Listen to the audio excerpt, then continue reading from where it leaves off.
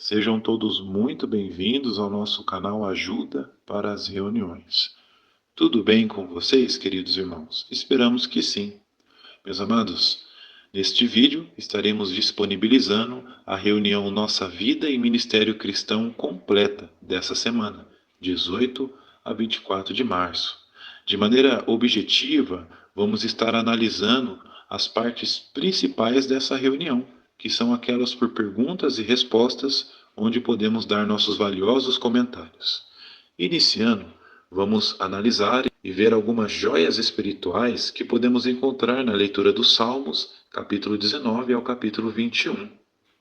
Depois, passando para a seção Nossa Vida Cristã, nós vamos ter uma grande novidade que vai ser passado no boletim número 2 do corpo governante. Então essa parte será feita por um ancião do seu salão, e para aqueles que não assistiram ainda, com certeza vocês vão gostar muito dessa novidade. Passando para o estudo bíblico de congregação, nós vamos estar continuando o capítulo 7 do livro De Testemunho Cabal sobre o Reino de Deus, parágrafos 9 a 13 e o quadro na página 56.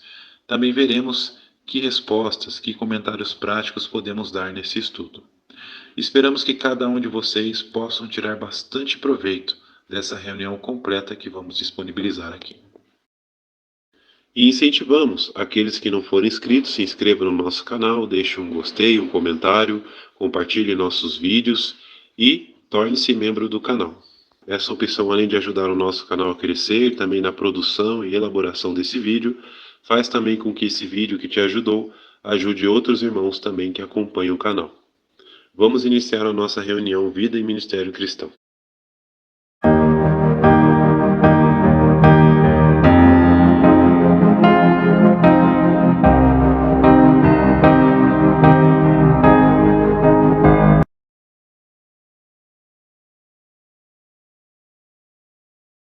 Para a primeira pergunta da apostila, temos como base o livro do Salmo, capítulo 19, versículos 7 a 9, que diz assim: A lei de Jeová é perfeita, renova as forças.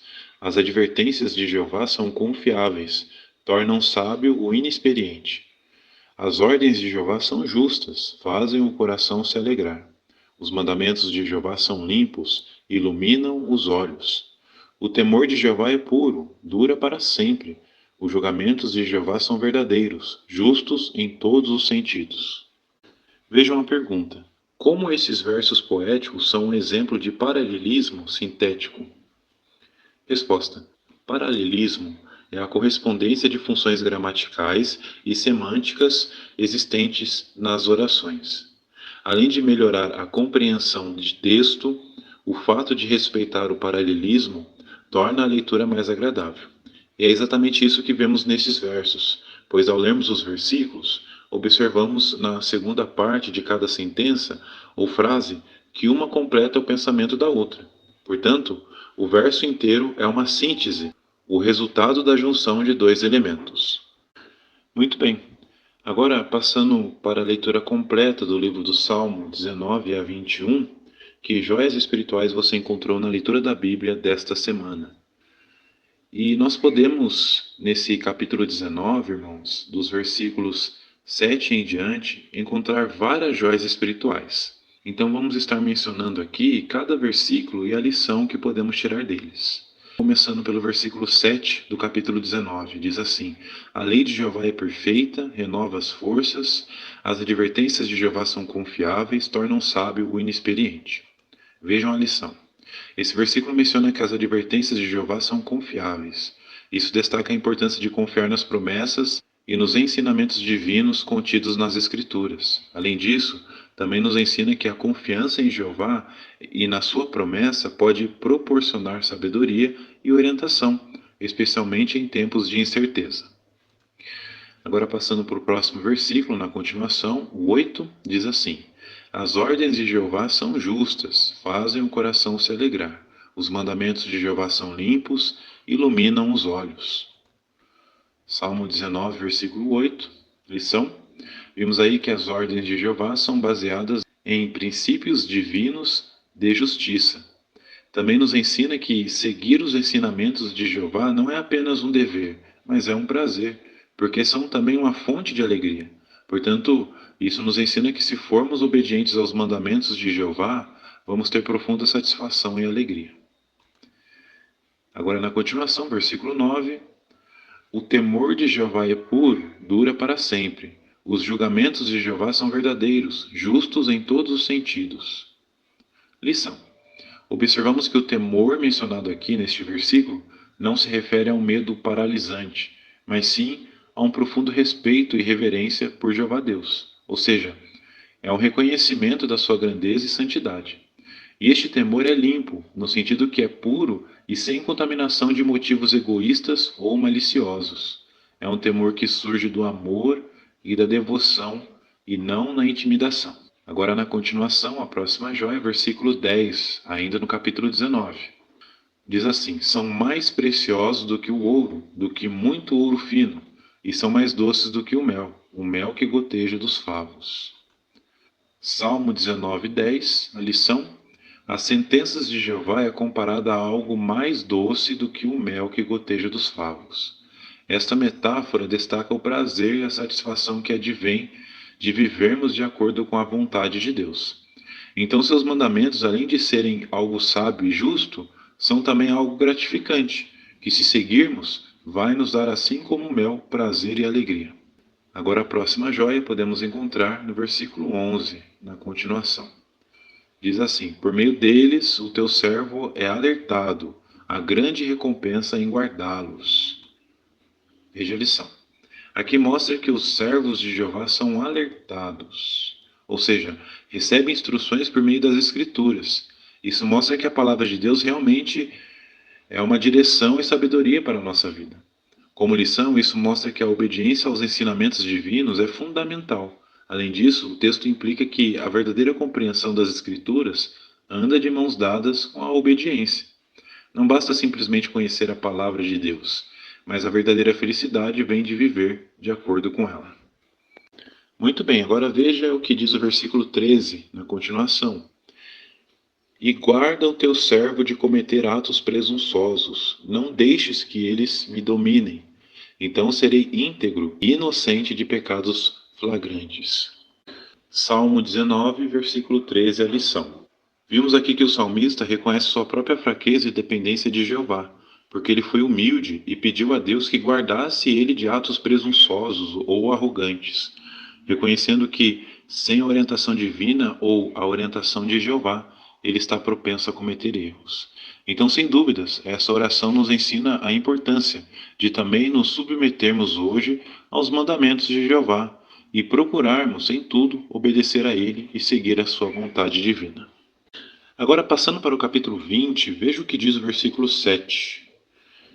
Alguns confiam em carros de guerra, outros em cavalos, mas nós invocamos o nome de Jeová, nosso Deus.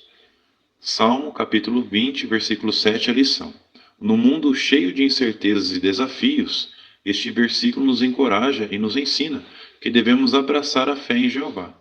Então, em vez de permitir que o medo e a ansiedade nos dominem, podemos confiar na segurança que advém da nossa relação com Jeová.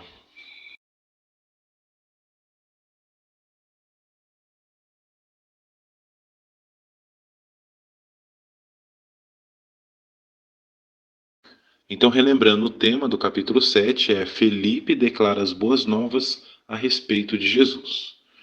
E para esses parágrafos 9 a 13, nós entramos no novo subtítulo do estudo, com base em Atos capítulo 8, versículos 9 a 25. Deem essa autoridade também a mim. Então, vamos para a pergunta do parágrafo 9. Quem era Simão e o que, pelo visto, o levou a se aproximar de Filipe? Resposta: Simão era um praticante de artes mágicas muito respeitado pelas pessoas. E o que o levou a se aproximar de Filipe foi observar Filipe curar deficientes físicos e até mesmo expulsar espíritos maus. Então, ele agora era testemunha ocular do verdadeiro poder de Deus, evidente nos milagres realizados por Filipe, e se tornou discípulo. Agora o parágrafo 10, duas perguntas. A pergunta A: o que Pedro e João fizeram em Samaria? Vimos aqui que ao chegarem em Samaria, os dois apóstolos puseram as mãos sobre os novos discípulos, e com isso cada um daqueles novos discípulos receberam o Espírito Santo. Parágrafo 10, agora a pergunta B. O que Simão fez ao ver que os novos discípulos recebiam o Espírito Santo quando Pedro e João colocavam as mãos sobre eles? Resposta. Simão, ao ver aquilo, ficou impressionado. Ele disse aos apóstolos: Deem essa autoridade também a mim, para que todo aquele sobre quem eu impuser as mãos receba o Espírito Santo. Então, Simão até mesmo lhes ofereceu dinheiro na esperança de comprar esse privilégio sagrado. Se os irmãos observarem essa gravura, no início do estudo, mostra exatamente Simão fazendo isso, oferecendo dinheiro àqueles apóstolos. Muito bem, agora o parágrafo 11. A pergunta é: que forte conselho Pedro deu a Simão e como Simão reagiu? Pedro, ao ver essa situação, deu um forte conselho a Simão para se arrepender e orar pedindo perdão. Mas Simão não era uma pessoa má. Ele queria fazer o que era certo. Então ele implorou aos apóstolos: Façam súplicas a Jeová por mim, para que nenhuma dessas coisas que vocês disseram venha sobre mim. Parágrafo 12. O que é simonia? E como esse laço é evidente na cristandade? Resposta. A palavra simonia, que se deriva do nome Simão, surgiu por causa desse incidente. Simonia se refere a comprar ou vender privilégios, em especial no contexto religioso. E isso se tornou evidente na história da cristandade apóstata. De acordo com a 9ª edição da De Enciclopédia Britânica, de 1878, lá é feita a seguinte observação. Um estudo da história dos conclaves papais, eleições dos papas, dá ao estudioso a convicção de que nunca houve uma eleição que não tivesse sido manchada pela simonia e que, em muitos casos, a simonia praticada nos conclaves tem sido da espécie mais grave, descarada e aberta. Agora a pergunta do parágrafo 13. De que maneiras os cristãos devem se proteger contra a simonia?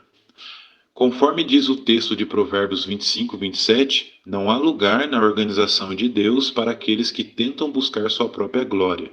Então, com isso em mente, os cristãos precisam evitar o pecado da simonia. Por exemplo, eles não devem tentar ganhar favores por dar presentes generosos ou muitos elogios àqueles que parecem estar em posição de dar privilégios na congregação. Por outro lado, os que parecem ter condições de dar privilégios devem tomar cuidado para não mostrar favoritismo aos que são ricos.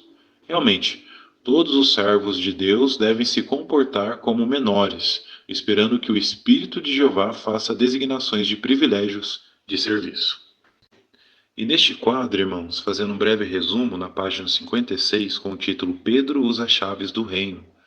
Então, aí vem explicando o que Jesus queria dizer com essas chaves do reino, o que elas abririam na verdade. E vem mostrando as épocas em que Pedro usou essas chaves, a primeira chave, a segunda e a terceira. Então, se os irmãos observarem, a primeira foi no Pentecoste de 33, era comum. A segunda foi um pouco depois do martírio de Estevão. E a terceira foi em 36, era comum. Se caso o irmão que estiver dirigindo, conduzindo esse estudo bíblico, pedir para ler esse quadro, os irmãos fiquem à vontade para ler e também resumir seus comentários. Então essa foi a preparação da reunião Nossa Vida e Ministério Cristão completa dessa semana, 18 a 24 de março. Muito obrigado pela atenção, pelo carinho de cada um de vocês. Esperamos que pelo menos em uma dessas partes vocês consigam dar um excelente comentário que vai encorajar outros irmãos da congregação. Agora, se você não for inscrito, se inscreva no nosso canal, deixe um gostei, um comentário, compartilhe nossos vídeos e, se ainda for possível, torne-se membro do canal. Essa opção, além de ajudar o canal a crescer, faz com que esse vídeo se torne disponível para mais irmãos. Muito obrigado, que Jeová abençoe cada um de vocês e até mais aos próximos vídeos.